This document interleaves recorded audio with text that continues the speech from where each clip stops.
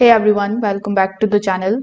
In today's video, I'm going to show you exactly how to connect your AirPods with your MetaQuest 3 in 2026. Now to begin with, AirPods connects to the MetaQuest 3 using Bluetooth, just like they do with a phone. So first of all, you need to place your AirPods inside the charging case and open its lid. Then you just have to press and hold the button on the back of the case until the status lights starts blinking white. This means that the AirPods are now in the pairing mode.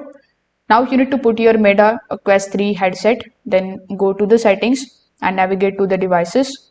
Then look for the option of Bluetooth and you need to turn on Bluetooth.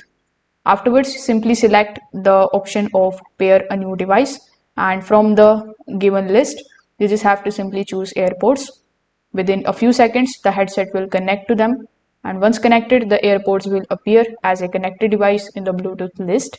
Audio from your MetaQuest 3 will now play through your AirPods.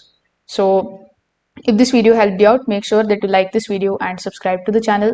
Thanks for watching.